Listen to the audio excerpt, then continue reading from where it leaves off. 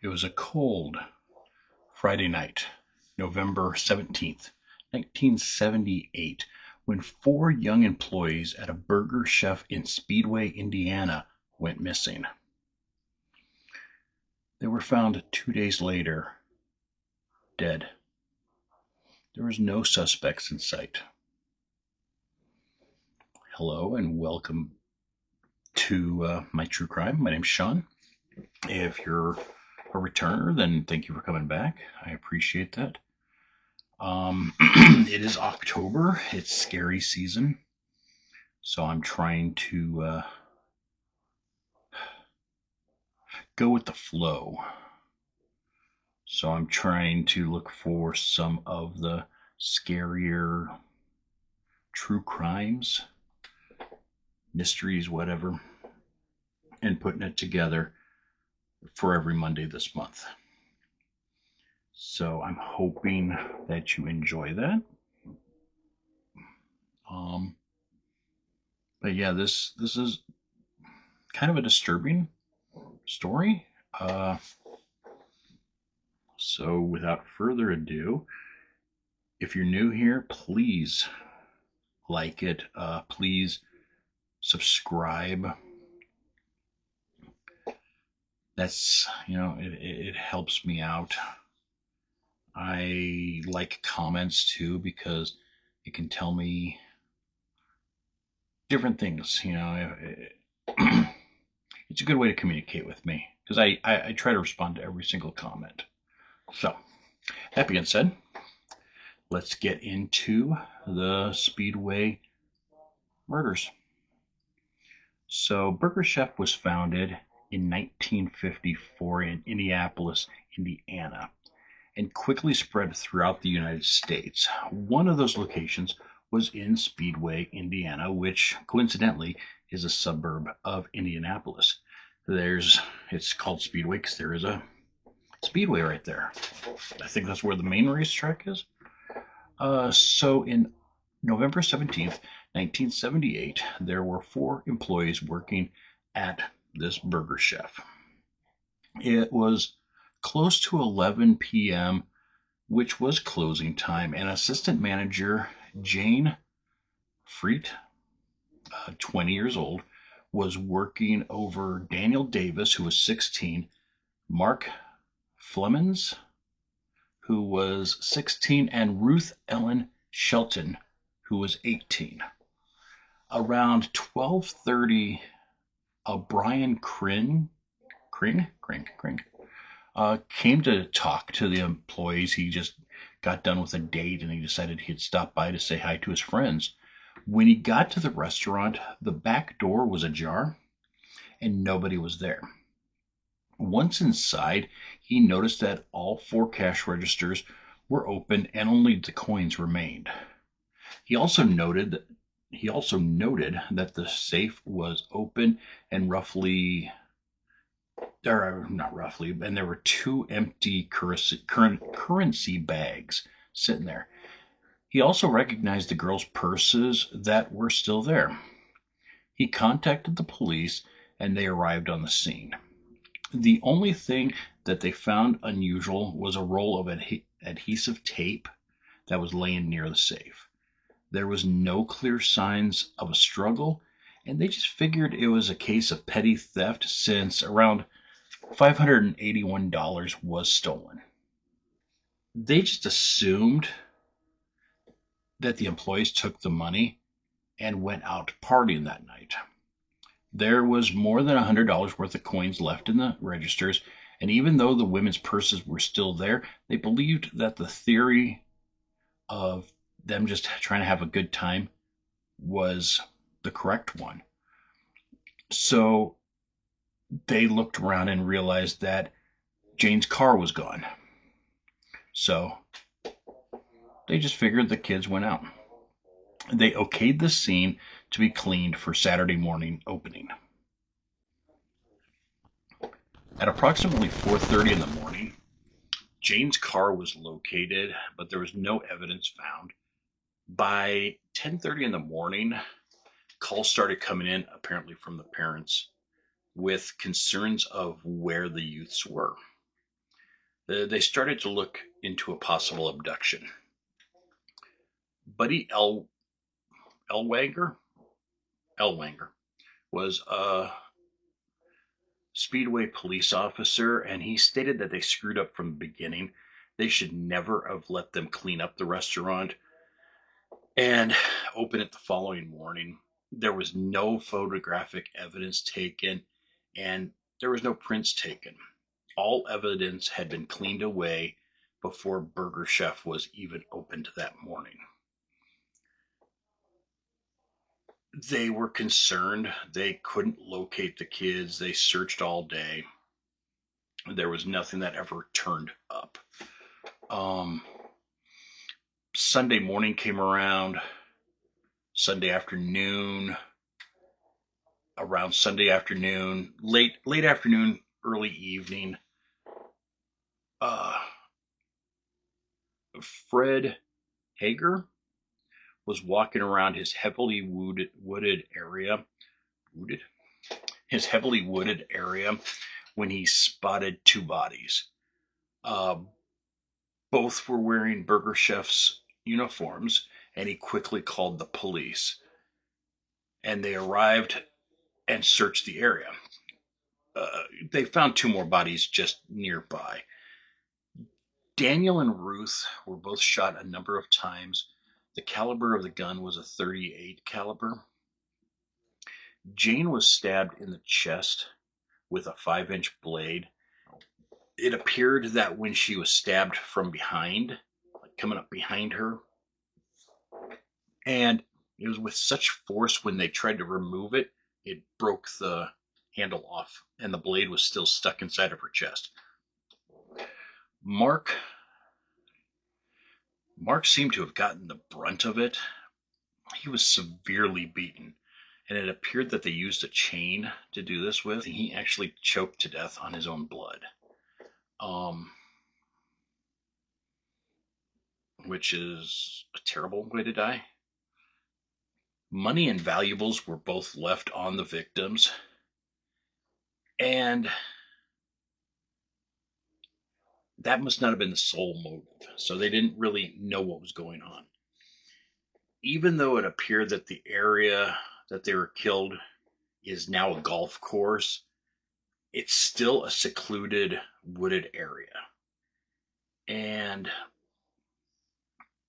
the area had to have been known to the subjects because, I mean, the way it was explained is that it's really hard to get there unless you knew the area.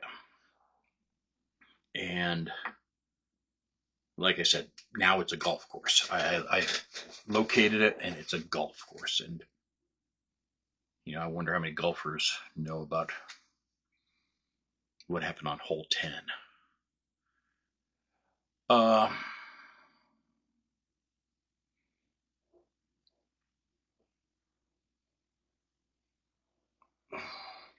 The police investigators theorized that they were trying to do a robbery at first, and then it got botched. They think that maybe one of the victims had known one of the suspects. Mark had not been scheduled for that evening, and he was actually covering for somebody else. So they're wondering if maybe Mark knew it. That's the reason he got the brunt of the attack. Someone did come forward and say that they saw two suspicious men sitting in a car in the Burger Chef parking lot right before closing. Another witness said that they saw two men behind the restaurant shortly before closing. The police had clay models made up from their descriptions, and they're kind of bad models. The description of the two suspects are as follows. The first one was a white male around 35 years old, 5'10", stocky build. He had very dark brown hair or black hair, which was slightly curly and parted right down the middle. He had a full beard and a mustache that was not trimmed. He was wearing a blue quilted heavy jacket and blue jeans. The other suspect was a white male around 30 years old and about 5'7" to 5'9". He was medium build with dark hair but lighter than the first unsubs. It was cut short and he had a narrow face with a slightly high forehead. He was clean shaven. He was wearing a dark colored coat and blue jeans. So at the beginning of 1978, Speedway was just a peaceful community. But then a woman named Julia Cyphers was murdered in June, and that was never solved. Then a number of bombings started to occur at the beginning of September, and this was never solved. And now this. Citizens were starting to get discouraged by the police's ability to protect them. The police were baffled by this crime, and they appealed to the public for any more tips or information. Later in 1978, a man at a bar was bragging that he was involved in the killings. This was in Greenwood, Indiana. Police questioned him and he ended up passing the polygraph test when he claimed that he was not involved. They were unable to bring up charges against him because they didn't really have any clear evidence. But he did suggest some other people that were possibly involved. The police, with them not having any other leads to follow, decided to follow his leads. So they went to Franklin, Indiana, and they spotted a man who resembled the bearded man. They summoned him for the lineup, but the night before, he shaved his beard and was nicely clean shaven. They found this so suspicious because, according to other people that knew him, he had had this beard for 5 years and just kept growing it out. So then for lineup, he decided to shave it. The neighbor of this man, who was also named by the Greenwood man as a suspect in the murders, he had already went away for a robbery, and a third man named by the Greenwood man had also been imprisoned for armed robberies of fast food restaurants. And this just fits the description of the suspect in the Speedway murders.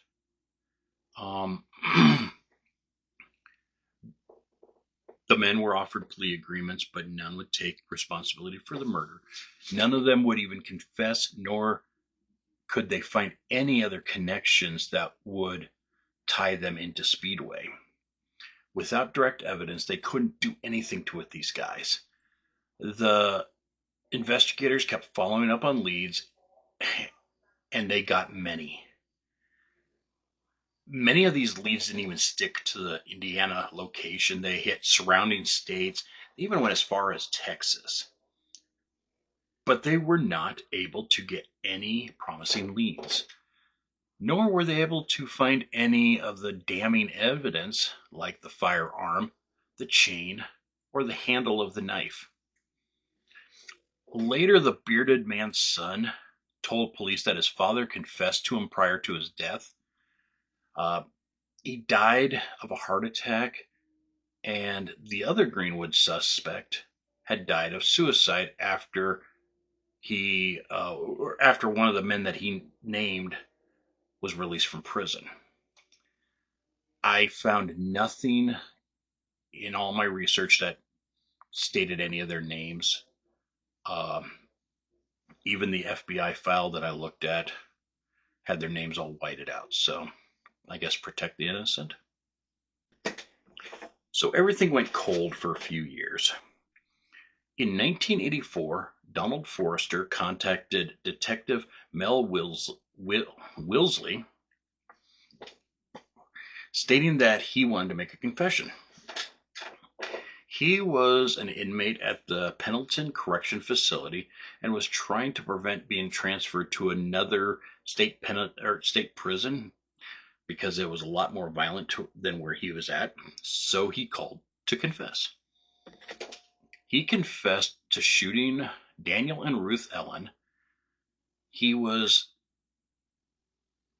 taken to the crime scene, or the police took him to the crime scene in the woods, and he accurately described the location and how the bodies had laid.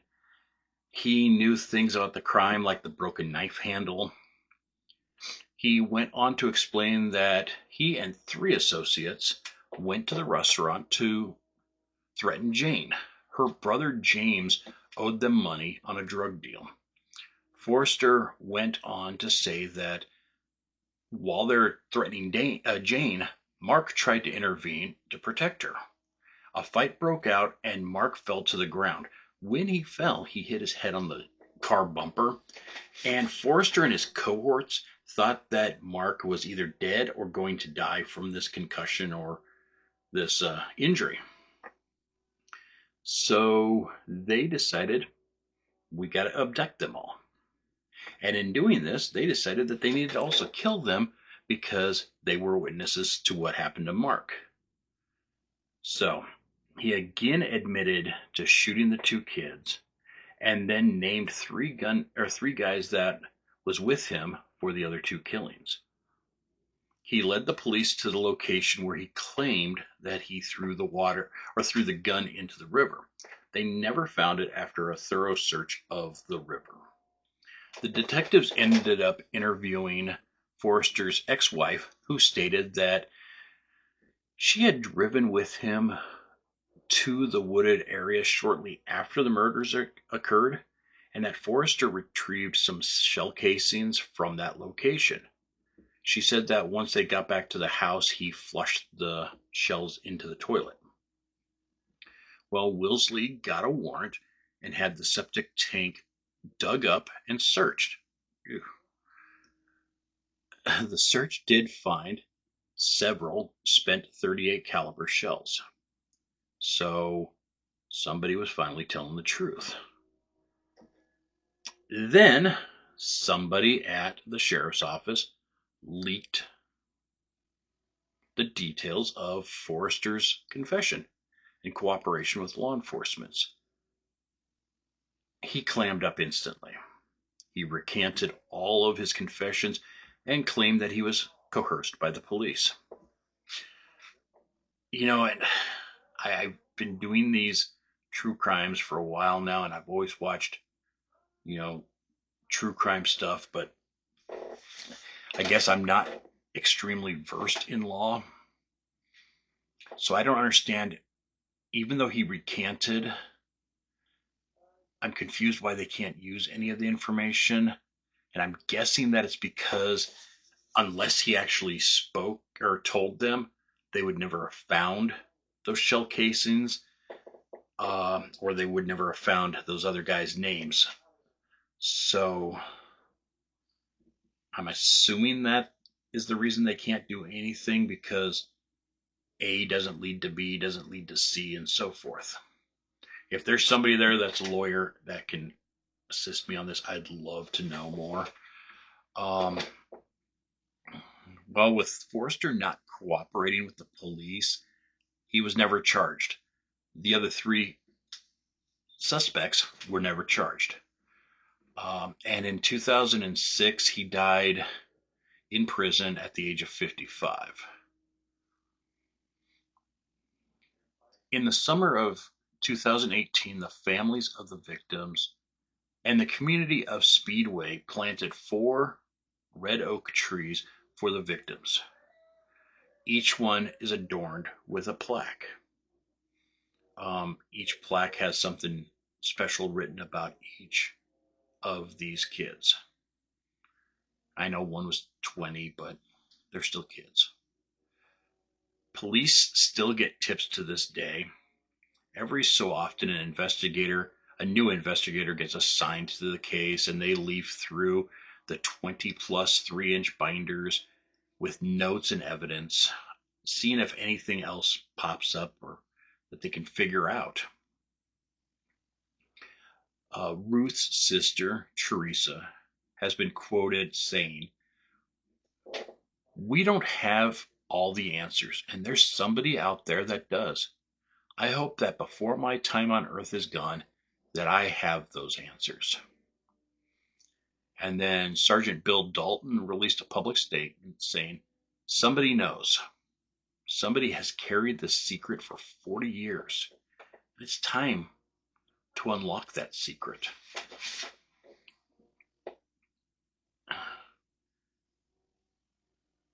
You know, I guess my whole thought about this whole thing is, you know, these families want some closure. You know, let them know what happened. Let them, I don't know. It's sad, but Jane was the assistant manager, 20 years old, and a college student. She was on the yearbook staff, choir, drama, and so on. Her nickname was Sweet Jane. She had been working at Burger Chef for 3 years. Daniel Davis was a 16-year-old junior. He brought jokes and laughter to the team. He enjoyed photography and even developed his own pictures in a homemade dark room.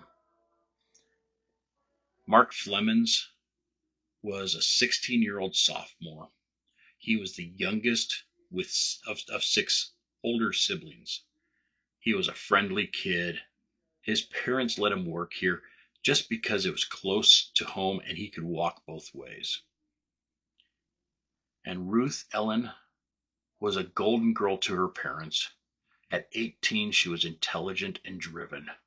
She was an honor student and wanted to be a computer scientist one day. She was getting early college credits studying music. These were 4 kids, 4 young adults, full of promise, full of passion, and full of potential.